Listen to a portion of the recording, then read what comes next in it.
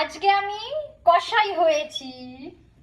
দুটো ইলিশ আজকে কাটবো, কারণ আজকে আমার সেরকম কোনো কাজ নেই, ফ্রি আছি। মাছগুলো কেটে পরিষ্কার করে ফ্রিজে রেডি করে রাখতে হবে। মাছটার সাইজটা দেখে নিশ্চয়ই তোমরা বুঝতে পারছো এটা অনেকটা বড় মাছ ছিল, চওড়া দেখো কতটা। তো মাছটা কাটাটা আমার কাছে একটা যুদ্ধের সমান। যখনই আমার মাছ কাটতে হয় না, আমি ঘরে অন্য কাজ রাখি না, কারণ মাছ কাটতে আমার অনেক সময় লাগে। আর মাছ কাটার সময় আমার ঘরটা এতটাই নোংরা হয়, কারণ চারিদিকে আশপাশ এদিক ওদিক ছিটিয়ে ছিটিয়ে আমার পরিষ্কার করতে অনেক ঝামেলা লাগে। তার মধ্যে আমার কাছে নেই বটি, বটি ছাড়া মাছ কাটা আমার কাছে খুবই কষ্টকর। কারণ আমি মাছ মানে ছোটো থেকে মাছ কাটতে জানি, সে মাছ কাটা আমার কাছে কোনো ব্যাপার না, কিন্তু বটিতেই কাটা অভ্যাস, ছুরি কাঁচি দিয়ে কাটা আমার অভ্যাস নেই।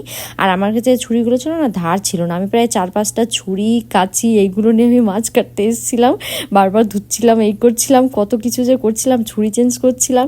তারপরে ফাইনালি কেটে মাছটাকে আমি উদ্ধার করতে পেরেছিলাম। মাছটা কিন্তু অনেকটা চড়া ছিল, সেই জন্য মাঝখান থেকে এইভাবে কেটে পিস পিস করে নিয়েছিলাম। দেখো সবগুলো কাটা হয়ে গেছে। তারপরে ধুয়ে এরকম সুন্দর করে প্যাকেট প্যাকেট করে আমি ভরে ফ্রিজে সব রেখে দিয়েছিলাম। এই ছিল আজকের আমার মাছ কাটার ভিডিও।